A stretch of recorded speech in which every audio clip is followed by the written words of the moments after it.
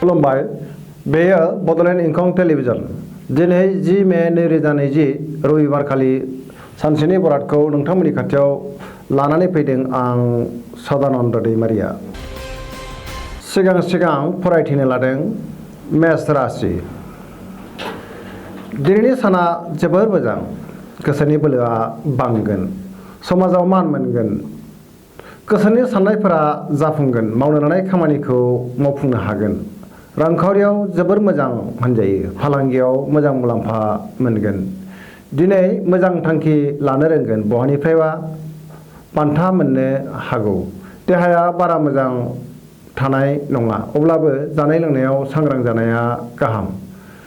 गोदोना एबा मेगन नङाब्ला हाथाइनि जेंना फैनो हागौ। गोसोखौ रमान्टिक मोनगोन, न'खराव बिसि फिसायनि गेजेराव अनलायनाय फैगोन।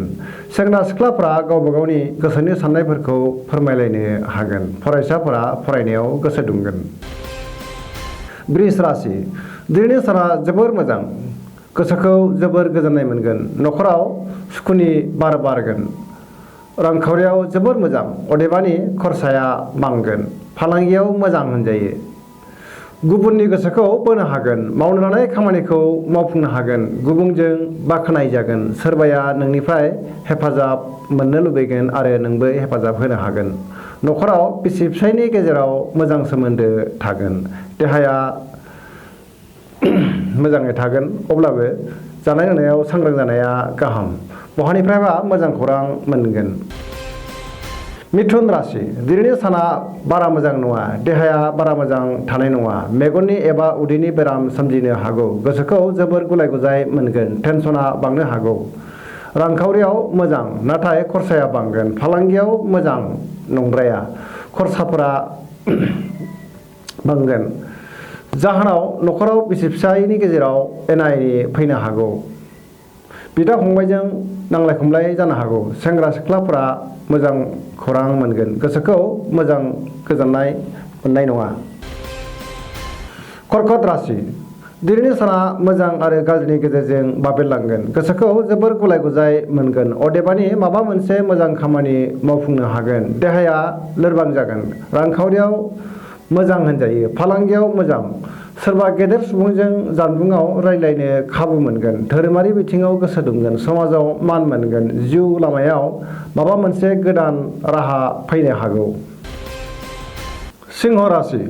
दिनैनि साना बारा मोजां नङा, गोसोखौ जोबोर गुलाय गुजाय मोनगोन, समाजाव मान मोनगोन।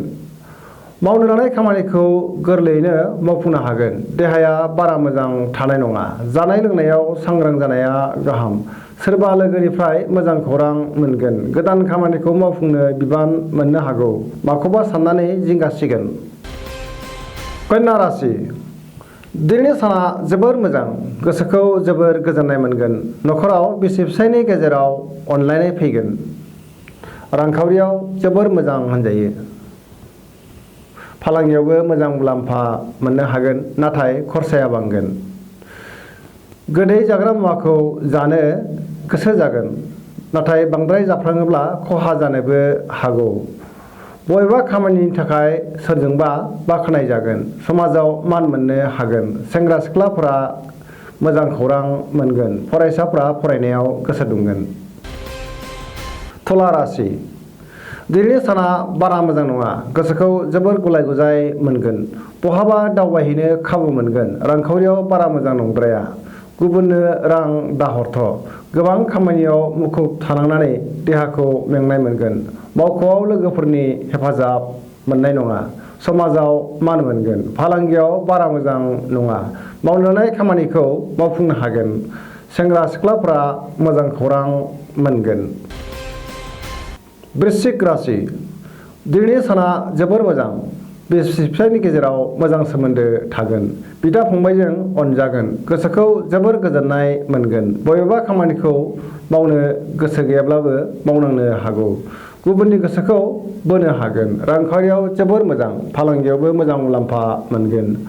मावख'आव गोदान बिबान मोननो हागौ।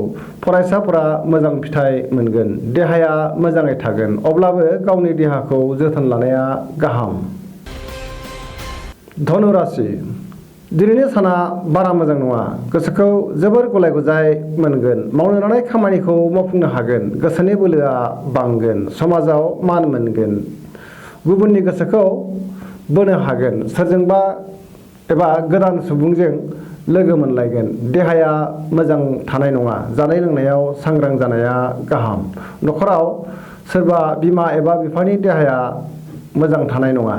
खामानिखौ मावनो गोसो जानाय नङा। रांखावरियाव जोबोर मोजां। फालांगियावबो मोजां होनजायो।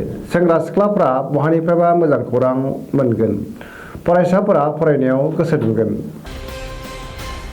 मकर राशि दिनैनि साना मोजांद्राय नङा। गोसोखौ जोबोर गुलाय गुजाय मोनगोन। समाजाव मान मोनगोन। मावनो लानाय खामानिखौ मावफुंनो हागोन। गोसोनि बोलोआ बांगोन। न'खराव बिसि फिसायनि गेजेराव मोजां सोमोन्दो थागोन। गुबुननि गोसोखौ बोनो हागोन। फरायसाफ्रा मोजां फिथाइ मोनगोन। सोरबाया नोंनि सायाव गाज्रि नोजोर होखोमानो हागौ। देहाया मोजां थानाय नङा। देहानि बबेबा जायगायाव दुखु मोननांनो हागौ। बहानिफ्रायबा मोजां खौरां मोनगोन। मोजां थांखि लानो रोंगोन। जानाय लोंनायाव सांग्रां जानाया गाहाम। सेंग्रा सिख्लाफ्रा बहानिफ्रायबा मोजां खौरां मोनगोन। कुम्भ राशि दिनैनि साना बारा मोजां नङा। गोसोखौ जोबोर गुलाय गुजाय मोनगोन। मावनो लानाय खामानिखौ मावफुंनो हागोन। गुबुननि गोसोखौ बोनो हागोन। लोगोफोरनि हेफाजाब मोननो हागोन। रांखावरियाव जोबोर मोजां। फालांगियावबो मोजां होनजायो। न'खराव बिसि फिसायनि गेजेराव मोजां सोमोन्दो थागोन। सेंग्रा सिख्लाफ्रा मोजां खौरां मोनगोन। सोरबा गेदेर सुबुंजों लोगो मोनलायनो हागौ। फरायसाफ्रा फरायनायाव गोसो दुंगोन। धोरोमारि बिथिङावबो गोसो दुंगोन। मीन राशि दिनैनि साना मोजां आरो गाज्रिनि गेजेरजों बाबेनलांगोन। गोसोखौ जोबोर गुलाय गुजाय मोनगोन। समाजाव मान मोनगोन। गुबुनजों मोजां सोमोन्दो लाखिनो हागोन। सेंग्रा सिख्लाफ्रा गावबा गावनि गोसोनि साननायफोरखौ फोरमायलायनो हागोन। मोजां आरो गोथों थांखि लानो रोंगोन। फरायसाफ्रा मोजां फिथाइ मोनगोन।